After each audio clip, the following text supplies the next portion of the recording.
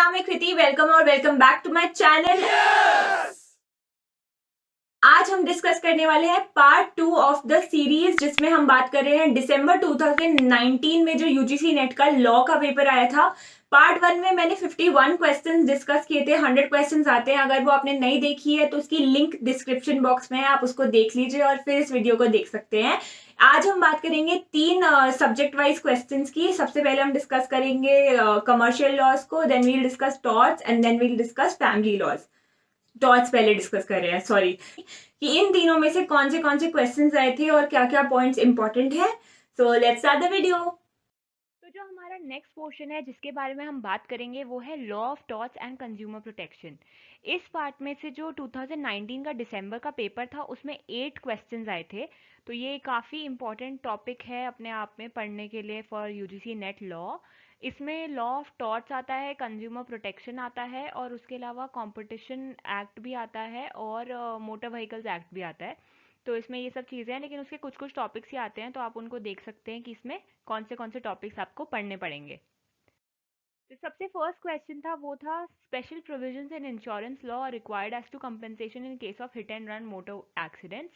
ये जो है मोटर व्हीकल एक्ट से रिलेटेड है।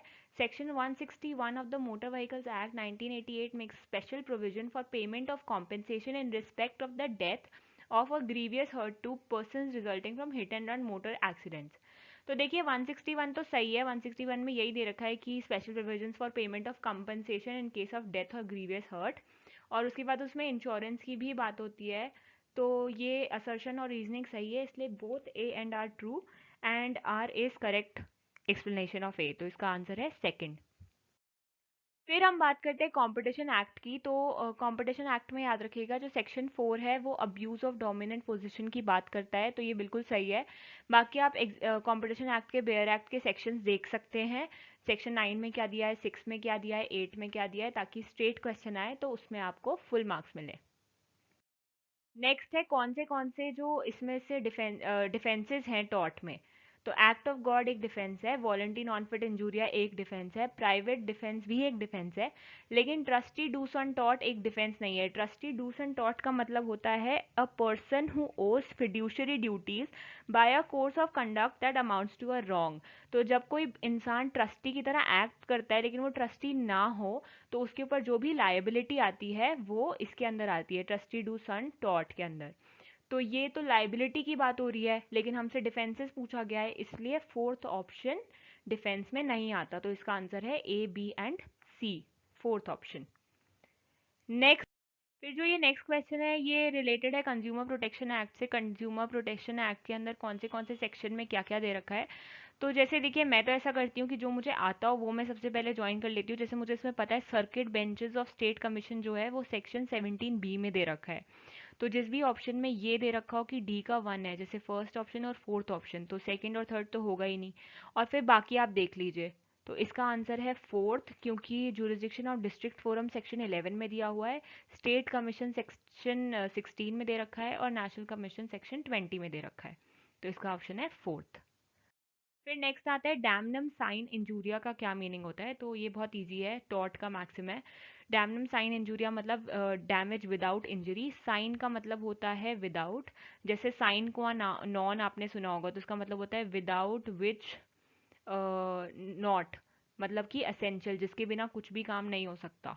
तो इसलिए वहां से साइन को नॉन बनाए। ऐसे यहाँ पे जब डैमनम साइन इंजूरिया है तो डैमनम होता है डैमेजेस, साइन होता है विदाउट और इंजूरिया मीन्स इंजरीज। तो डैमेज और loss without infringement of legal right. तो इसका आंसर जो है वो है सेकेंड ऑप्शन। फिर हम नेक्स्ट क्वेश्चन पे चलते हैं। टॉट कौन से वर्ड से डिवाइज हुआ है। तो ये वर्ड हुआ है टॉटम से। बहुत ही इजी क्वेश्चन था ये। अब नेक्स्ट है वैलिड डिफेंस कौन सा नहीं है इसमें। तो ऑब्वियसली प्राइवेट डिफेंस एक वैलिड डिफेंस है, वॉलंटी नॉट फिट इंजूरिया भी है, विस मेजर भी है, लेकिन एक्स डोलो मालो नॉन ऑरिटर एक्शियो नहीं है। इसका मतलब होता है no court will lend its aid to a man who found his cause of action in an immoral act. जो खुद ही फ्रॉड करके आया है उसको कोर्ट कोई हेल्प नहीं करेगा। तो ये ऑब्वियसली एक डिफेंस नहीं है। नेक्स्ट आता है कि इन केसेस को क्रोनोलॉजिकल ऑर्डर में लगाइए। तो देखिए एशवी वर्सेस वाइट जो केस है वो 1703 का है। MC Mehta versus union of India 1986 का है, एब्सोल्यूट लायबिलिटी से रिलेटेड। रायलैंड वर्सेस फ्लेचर जो है वो है 1868 का, और डोनोग वर्सेस स्टेवेंसन केस है 1932 का। 1987 MC Mehta versus union of India, sorry. फिर अगर हम इसको क्रोनोलॉजिकल में लगाए तो एशबी वर्सेस वाइट सबसे पहले आएगा, तो ए सबसे पहले आना चाहिए, दैट इज सेकंड और थर्ड ऑप्शन। फिर है रेलैंड वर्सेस फ्लेचर, तो सी, ए और सी, ओके यही लगा हुआ है। फिर है फिर आएगा डोनॉग वर्सेस स्टेवेंसन, तो वो है डी, तो इसका मतलब है सेकंड ऑप्शन करेक्ट ऑप्शन है। तो अब हो गई है टॉर्च की बात, और अब हम बात करेंगे कमर्शियल लॉज की। तो इससे रिलेटेड 2019 के पेपर में 9 क्वेश्चंस आए थे कमर्शियल लॉज पे, जिसमें कॉन्ट्रैक्ट्स और कंपनी लॉ इन सब से क्वेश्चन आए थे, सेल ऑफ गुड्स से भी। तो अब हम वो डिस्कस करते हैं। फर्स्ट क्वेश्चन है, valid contract can be entered into between parties under Indian contract act, सबको पता है। तो इसमें से कौन सी प्रोविजंस में लीगल रिकॉग्निशन मिलता है ऐसे कॉन्ट्रैक्ट्स को? तो जो सेक्शन 10A है आईटी एक्ट का, वो तो कॉन्ट्रैक्ट की ही बात करता है, तो ये तो सही ही है। फिर section 65B of Indian evidence act, तो ये बेसिकली बात करता है ई डॉक्यूमेंट्स के एडमिशन की as evidence under section 65B of Indian evidence act. तो इसलिए ये भी कॉन्ट्रैक्ट से ही रिलेटेड है, क्योंकि जब भी आपको प्रूव करना पड़ेगा कोर्ट में कि आपने एक कॉन्ट्रैक्ट किया था, तो आपको डॉक्यूमेंट्स प्रोड्यूस करने पड़ेंगे, वो डॉक्यूमेंट्स जिसकी वजह से पता चलेगा कि आपका कॉन्ट्रैक्ट था दूसरे इंसान के साथ। तो सिर्फ यही दोनों ऑप्शंस हैं जो कि कॉन्ट्रैक्ट से रिलेटेड हैं, तो इसका आंसर है A and B, that is option number 2। Next आता है बिल ऑफ एक्सचेंज के बारे में क्या क्या सही है। तो फर्स्ट है, bill of exchange requires in its inception 2 parties, ये गलत है। इसके इंसेप्शन के टाइम पे 3 पार्टीज की जरूरत होती है, ड्रॉअर, ड्रॉई और पेई। फिर है, bill of exchange or draft is a written order by the drawer or drawee to pay money to the payee, ये सही है। Bill of exchange are primarily used in the international trade, ये भी सही है। And are written orders by one person to his bank to pay the bearer a specific sum on a specific date. फिर है, definition of bill of exchange is mentioned in the section 6 of negotiable instrument act, ये गलत है। Section 5 में दे रखा है bill of exchange के बारे में, तो इसका आंसर है बी और सी, तो ऑप्शन 3। फिर हमसे पूछा है, which of the following can not be treated as delivery. तो doing anything which has the effect of putting goods in possession of legal representation of seller, ये गलत है, दिस इज नॉट डिलीवरी, तो इसका ऑप्शन ऑब्वियसली 1 है। फिर आता है, कंपनीज एक्ट के अंदर कॉर्पोरेट सोशल रिस्पॉन्सिबिलिटी कमिटी में कौन कौन आ सकता है? Company having net worth of 500 crore और मोर, 1000 crore, turn over of 1000 crore और मोर, having net profit of 5 crore or more, company having net profit of 2 crore or more during any financial year। तो इसका आंसर है ए, बी एंड सी, ये तीनों जो है कॉर्पोरेट सोशल रिस्पॉन्सिबिलिटी कमेटी के अंदर आता है, फोर्थ नहीं आता है, तो इसका आंसर है थर्ड, ए, बी एंड सी। तो ये वाला क्वेश्चन क्वाजी कॉन्ट्रैक्ट डॉक्ट्रिन से रिलेटेड है, किस किस पे अप्लाई नहीं होगा। तो यूजीसी में इसके दो आंसर्स थे, 1 एंड 4 पे क्वाजी कॉन्ट्रैक्ट अप्लाई नहीं होता है। फिर है, which of the following is not with in the scope of implied authority of a partner. तो इसका आंसर है, act of acquiring immovable property on the behalf of the firm is not with in the scope of implied authority of a partner. Partner ये नहीं कर सकता कि वो immovable property on behalf of the firm acquire कर ले। फिर assertion reasoning है, again liability of the surety is coextensive and executive and it can not go beyond the terms of guarantee, ये सही है। Rights and liabilities of surety and borrower are different and distinct and everything depends upon its terms of guarantee, ये भी सही है और ये इसी का रीजनिंग है। तो both A and R true and R is the correct explanation of A. फिर नेक्स्ट आता है फिर next question again case laws पे है। तो केस लॉस काफ़ी इंपॉर्टेंट है इसमें कि कौन सा केस किसके ऊपर है। तो जो इसका आंसर है वो है 1। जो फर्स्ट वाला केस है फिशर वर्सेस बेल, वो इनविटेशन टू ट्रीट पे है। जो सेकंड है हार्वी वर्सेस फेसी, वो कोटेशन ऑफ प्राइसेस पे है। Mohori Bibee versus Dharmodas Ghose, minor contract is void पे है। और Dunlop tyre versus Selfridge, privity of contract पे है। फिर नेक्स्ट है, फ्रस्ट्रेशन ऑफ कॉन्ट्रैक्ट क्या इंप्लाई करता है। तो first, frustration of contract implies physical impossibility due to disappearance of the subject matter, subject matter जब गायब हो जाए ऑफ कॉन्ट्रैक्ट और object has failed to materialise, उसको कहते हैं फ्रस्ट्रेशन ऑफ कॉन्ट्रैक्ट। तो ये सारे क्वेश्चंस थे कमर्शियल लॉज के अंदर। तो आप देख सकते हैं कुछ कुछ इंपॉर्टेंट टॉपिक्स हैं, जैसे कॉन्ट्रैक्ट, फ्रस्ट्रेशन ऑफ कॉन्ट्रैक्ट क्या होता है, उसके अलावा सेल ऑफ गुड्स इंपॉर्टेंट है, और उसके अलावा जो इंपॉर्टेंट है वो है कॉर्पोरेट सोशल रिस्पॉन्सिबिलिटी।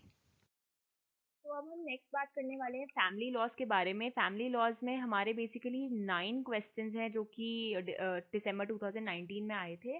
तो इसमें भी काफ़ी इंपॉर्टेंट है, बेयर एक्ट से डायरेक्ट क्वेश्चंस पूछे गए थे कि कौन सा सेक्शन में क्या लिखा गया है, तो आप वो प्लीज़ देख लें। तो देखिए, सबसे पहला क्वेश्चन जो है वो सीधा सीधा बेयर एक्ट से लिया गया है, सेक्शन 8 के ऊपर है। ये पूछा है कि इसमें से कौन सी चीज़ है जो गलत है। तो सेक्शन 8 किसकी बात करता है? Property of a Hindu male dying interstate किसके ऊपर डिवॉल्व होती है? तो फर्स्टली अपॉन क्लास 1 एयर्स, सही है। सेकेंडली अपॉन क्लास 2 एयर्स, सही है। थर्डली अपॉन एग्नेट्स, ये भी सही है। फोर्थली अपॉन द गवर्नमेंट, ये गलत है। फोर्थली जो वो है वो कॉग्नेट्स के ऊपर डिवॉल्व होती है, एग्नेट्स के बाद कॉग्नेट्स आते हैं, गवर्नमेंट नहीं आती। सेकेंड क्वेश्चन है, which of the following is not a primary source of Muslim law? तो इसका सही आंसर है तकलीद। तकलीद एक प्राइमरी सोर्स ऑफ मुस्लिम नहीं है। तकलीद एक प्रैक्टिस होती है जिसमें बेसिकली आप अनक्वेश्चनड एक्सेप्ट करते हो टीचिंग्स किसी और इंसान की। फिर अगेन ये सीधा सीधा बेयर एक्ट का क्वेश्चन है, मैच करना है कौन से सेक्शन में क्या प्रोविजन दे रखा है। तो इसका आंसर है ऑप्शन नंबर 2, सेक्शन 5(1) में जो है मोनोगेमी की बात करता है। जो सेक्शन 7 है वो सेरेमनीज ऑफ हिंदू मैरिज की बात करता है। सेक्शन 8 रजिस्ट्रेशन ऑफ मैरिज की बात करता है, और सेक्शन 5(3) मैरिजेबल एज की बात करता है। तो ये बेयर एक्ट आपको याद करना पड़ेगा। अब फिर से बेयर एक्ट से रिलेटेड क्वेश्चन है, Hindu adoption and maintenance act में जो जो प्रोविजंस दे रखे हैं उसके बारे में क्वेश्चन पूछा है। Section 7 deals with capacity of a male Hindu to take in adoption, ये सही है। Section 13 deals with valid adoption not to be cancelled, गलत। Section 12 deals with effect of adoption, correct. Section 15 deals with right of adopted parents to dispose of their properties, गलत। तो इसका answer सही है A and सी, तो इसका first option सही है। नेक्स्ट हमारा क्वेश्चन अगेन इसी के ऊपर है, प्रोविजंस के ऊपर है, हिंदू सक्सेशन एक्ट का। तो इसको आपको क्रोनोलॉजिकल ऑर्डर में अरेंज करना है कि सबसे पहले क्या आता है। तो इसका सही आंसर है ऑप्शन सी। सबसे पहले आता है act not to apply to certain properties, फिर आता है full blood preferred to half blood, next आता है presumption in case of simultaneous death, और उसके लास्ट में आता है फेलियर्स ऑफ एयर्स। फिर नेक्स्ट है असर्शन रीजनिंग की बात। असर्शन है every Hindu is bound to maintain his or her legitimate or illegitimate minor Hindu children, which is correct. Under section 20 clause 2 of the Hindu adoption and maintenance act, a legitimate or illegitimate minor child may claim maintenance from his or her father or mother, which is also correct. और यही इसकी reasoning है। तो इसका correct answer है C, both A and R true, and R is the correct explanation of A. Next है under Muslim law marriage with a woman whose husband is alive is void. Okay, so इसका answer void है। फिर which of the following is not correct under Muslim law? क्या चीज Muslim law में correct नहीं है? In a gift transaction delivery of possess is necessary in a will, it is not required, correct. Doctrine of Musha is also applicable in case of disposition by will, wrong. Doctrine of Musha is not applicable in case of disposition by will, तो इसका answer है second. फिर हम next बात करते हैं कि Hindu marriage act में डिवोर्स से रिलेटेड कौन से सेक्शंस हैं। तो हमेशा याद रखिए, सेक्शन 13 जो है वो डिवोर्स से ही डील करता है। तो सेक्शन 13, 13(1)(a), 13(b) ये सब डिवोर्स के हैं, लेकिन सेक्शन 17 डिवोर्स से डील नहीं करता है। सेक्शन 17 बात करता है बाइगमी से रिलेटेड जो पनिशमेंट है उसके बारे में। तो इसका आंसर है A, B and D, that is option number 3। तो ये हो गए हमारे 9 क्वेश्चंस जो कि फैमिली लॉ से रिलेटेड थे। तो प्लीज़ आप इसमें तो बेयर एक्ट ही करना पड़ेगा और उसी से रिलेटेड क्वेश्चंस आते हैं। So I hope you guys like this video. इसमें मैंने 3 पार्ट्स डिस्कस कर लिए हैं, बचते हैं 3 सब्जेक्ट्स, उसकी वीडियो मैं कल डाल दूंगी पार्ट 3 में। And I hope you like it. If you like this, please subscribe to my channel and like this video, and I will keep coming up with this content.